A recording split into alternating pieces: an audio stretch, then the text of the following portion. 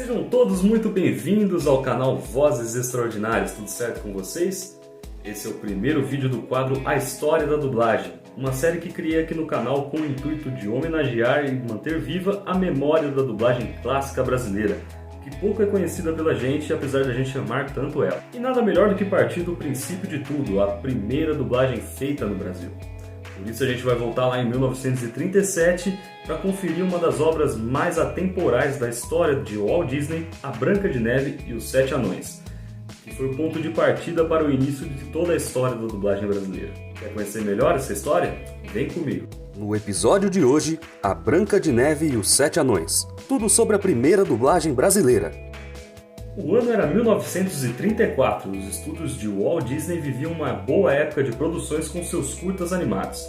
Mas a mente do patrão sonhava alto. Ele reuniu sua equipe no início do ano e apresentou uma das principais obras da carreira dos irmãos Grimm, A Branca de Neve e os Sete Anões, que havia marcado muito a sua infância e seria muito importante para um projeto ambicioso.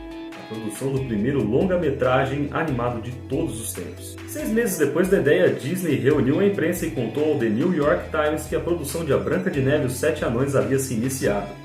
De início ele foi taxado de louco pela imprensa, e várias manchetes estampavam o jargão Disney Folly, que traduzindo significa a tolice de Disney.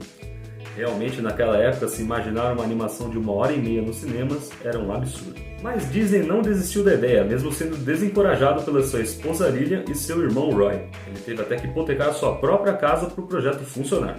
Mas 3 anos depois, com uma produção colossal envolvendo mais de 300 artistas e um orçamento astronômico de $1,5 milhão, o mundo conhecia A Branca de Neve e os Sete Anões. E viram que Disney não era tão tolo assim. O filme foi um sucesso absoluto de bilheteria e de crítica, arrecadando mais de $7 milhões para o estúdio continuar a produzir vários longas-metragens daí em diante. Mas como que essa história tem a ver com o início da história da dublagem? Vem comigo que eu vou te explicar. Em janeiro de 1938, a RKO Radio Films anunciou o concurso Ned The Peanut Drive, que exibiria um catálogo de filmes ao redor do mundo inteiro com os principais lançamentos do ano passado e daquele ano. Dentre os países participantes do concurso estava o Brasil, e no dia 10 de fevereiro foi anunciado que A Branca de Neve e os Sete Anões seria exibido fora do território estadunidense pela primeira vez. Isso ocorreria na sala de projeções do navio mais famoso do mundo, o SS Normandy. O maior navio do mundo passava em águas brasileiras pela primeira vez no período e a RKO aproveitou para mostrar para os seus funcionários latino-americanos o sucesso do longa estadunidense. O Normandy atracou dia 16 de fevereiro no Rio de Janeiro, capital brasileira da época, e reuniu vários executivos, diretores e funcionários da RKO ao redor do mundo para o evento. A exibição foi obviamente um sucesso absoluto, e o entusiasmo dos brasileiros que assistiram o filme foi tão grande que surgiu a proposta-chave para esse vídeo, a gravação de uma versão totalmente falada e cantada em português para a obra. Já que haviam sido gravadas versões em espanhol e francês lá nos Estados Unidos, não parecia uma má ideia gravar uma também em português. Porém, quando o Disney recebeu a proposta, ele determinou que essa versão fosse gravada em um território que falasse a língua, e determinou que o Brasil era o lugar ideal para a gravação dessa versão que representaria todos os países falantes de português ao redor do mundo. Foi então em março daquele ano que os funcionários da RKO partiram em busca do lugar ideal para a gravação no Brasil. A tarefa não foi nada simples, visto que o Brasil não tinha tradição de dublar os filmes estrangeiros, não tinha nem conhecimento técnico da dublagem e também nem o equipamento, a aparelhagem necessária para a realização do trabalho. Depois de visitar vários estúdios, os funcionários da RKO determinaram o lugar de gravação da versão em português. O estúdio seria a Sono Filmes, de Wallace Downey, que possuía o melhor equipamento dentre os vários lugares visitados. Inicialmente, uma equipe muito qualificada e cuidadosa foi escalada para os processos que vão além do elenco de vozes. O Walt Disney enviou diretamente dos Estados Unidos Jack Cutting para ser o supervisor da dublagem. Gilberto Souto foi o responsável por traduzir a obra lá nos Estados Unidos, após ele ganhar um concurso para ocupar o cargo. Rui da Costa, roteirista e cenógrafo da Sono Filmes, fez a adaptação do texto que veio lá dos Estados Unidos, em prol de uma melhor sincronia labial com os personagens, além de adaptar melhor o texto para o público infantil. A direção de dublagem ficou a cargo de Wallace Downey, proprietário da Sono Filmes. O genial compositor João de Barro, ou Braguinha como era conhecido, foi o responsável por adaptar, traduzir e dirigir as canções do filme, e daí em diante passou a fazer isso em muitas obras de Disney. Alberto Ribeiro também cumpriu a função de adaptação musical. Para fechar o time dos bastidores, um dos maiores técnicos de som da época, Moacir Fenelon, foi convocado. E que time, hein? E então o processo da dublagem começou. Vieram dos estúdios da Disney cerca de 50 discos contendo o conteúdo sonoro total do filme, além de um rolo de filme gigantesco. A dublagem era feita de uma maneira muito artesanal, mas também muito arcaica se comparado com os dias de hoje. Cada frase do filme era separada por 3 pancadas dadas pelo diretor. Não tinha aquele sistema de anéis de 20 segundos igual tem na dublagem hoje em dia. O grupo de dubladores gravavam as cenas com uma espécie de divisão em etapas. Primeiro eles assistiam às cenas sem o áudio original, depois ensaiavam e por último colocavam o fone escutando as interpretações originais enquanto davam sua fala. Tudo isso começando e terminando com o tempo total que o disco rodava, além das 3 pancadas de auxílio. Doideira, né? Mais doideira ainda é pensar que esse método de gravação durou no Brasil até em 1953, quando gravaram Peter Pan, outro clássico de Walt Disney. O papel do Rui da Costa foi fundamental aqui nesse filme, porque ele adaptou o texto de maneira tão perfeita que as falas iniciavam e se encerravam junto com as 3 pancadas do diretor. Depois de 2 longos meses de gravação, muitas correções pedidas pelos funcionários da RKO e longas horas gastas pelos atores, o trabalho finalmente chegou no seu final. O resultado foi mandado para os estúdios da Disney em Burbank, na Califórnia, onde foram feitas a mixação, a inserção de efeitos sonoros e a orquestração. Antes de falar da repercussão da obra no Brasil, vamos falar um pouquinho sobre o elenco de vozes que foi escolhido. Não foi um processo nada fácil como era de se imaginar. Foram realizadas longas baterias de testes para escolher a voz de cada um dos personagens, e esse processo foi marcado por muitas discordâncias dos funcionários da RKO com o dono da Sonofilmes, Wallace Downey. Porém, mesmo com toda essa turbulência, o elenco final de vozes foi definido. A protagonista Branca de Neve foi dividida entre 2 excelentes profissionais. Dalva de Oliveira, atriz genial da rádio, gravou os diálogos da personagem. Maria Clara Tati Giacomi, cantora lírica extraordinária, ficou encarregada das canções. O Príncipe Floriano ficou a cargo do talentosíssimo cantor Carlos Galhardo, que inclusive foi intitulado por Phil Heisman, diretor-geral da RKO nos Estados Unidos, como a melhor voz do personagem no mundo, superando até mesmo a original. Cordélia Ferreira, atriz excepcional da rádio, foi convocada para dar voz à vilania da Rainha Má. Porém, quando a personagem se transformou em bruxa, Stefânia Louro foi encarregada de atuar. Túlio de Lemos, cantor e ator, foi encarregado de dublar o temível caçador. O maior ator de rádio da nossa história, o lendário Almirante, deu voz ao Espelho Mágico. Sua interpretação foi tão genial que ele foi convocado posteriormente diversas vezes para atuar nos filmes de Disney. Os 7 anões ficaram a cargo de gênios absolutos da história da atuação, da rádio e da música brasileira. Almirante faz uma dobradinha e dubla o Anão Mestre. Aristóteles Pena atuou como Zangado, sendo uma de suas únicas experiências com cinema. O ventrículo e cantor caipira Batista Júnior interpretou 2 anões, Dengoso e Soneca. Delorges Caminha, que posteriormente foi um dos principais atores do país, deu voz ao Feliz. Edmundo Maia, um dos mais antigos atores de teatro do Brasil, completa a lista dublando o Atim. O coro das canções protagonizadas pelos anões, porém, foi gravada com outras vozes. Somente Almirante e Batista Júnior retornam a atuar nas canções, e Bob Lazzi, Odir Odilon e Castro Barbosa se juntam para cantar com os 2.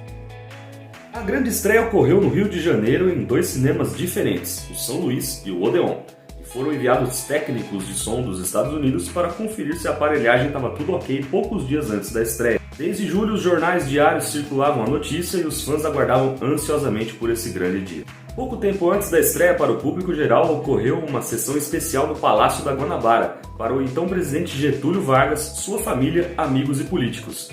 Getúlio gostou tanto do que viu que enviou uma carta à RKO dizendo: ao senhor diretor da RKO, restituindo-lhe o filme desenho colorido Branca de Neve e os 7 Anões, que gentilmente nos cedeu para ser exibido em Palácio, desejo agradecer-lhe a oportunidade que nos deu de apreciar uma das mais fantásticas realizações cinematográficas e certamente a mais interessante.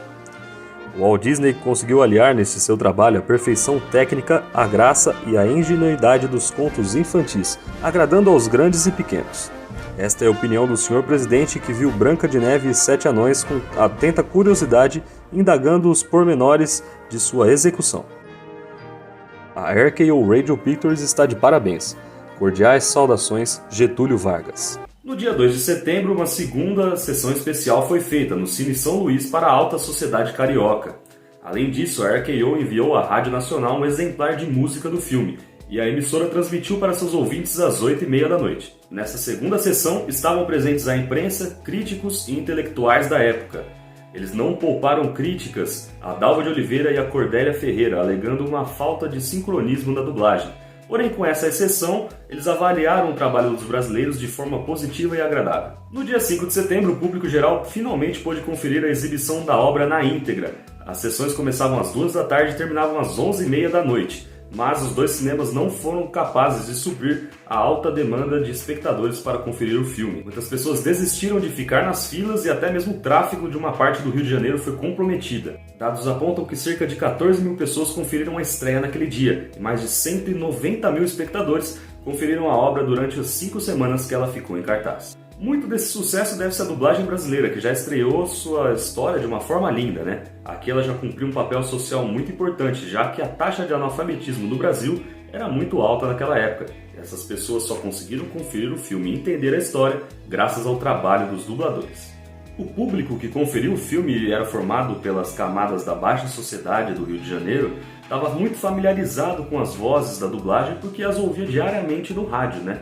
E a dublagem desde seu princípio teve esse papel de inclusão muito importante, mas que pouco é lembrado e reverenciado nos dias atuais. Por isso, de maneira geral, na minha opinião, a dublagem começou de uma forma muito boa no nosso país, já que no nosso país não tinha tanto investimento assim na indústria sonora fora do rádio e também não tínhamos tanto conhecimento técnico da dublagem, né? Foi um excelente começo, um bom pontapé inicial para que a dublagem se desenvolvesse e tornasse a dublagem que a gente conhece hoje em dia. Mas vocês devem estar pensando agora: Maurício, que péssimo editor que você é, cadê os trechos dessa dublagem? Essa também é uma questão bem complexa.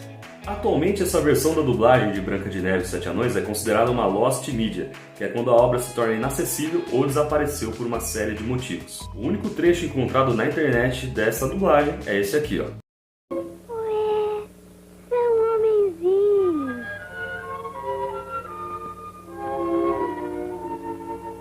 Como vão? Outros trechos também são encontrados, porém, na verdade, são gravações de um CD especial que foram recortadas e colocadas na imagem do filme.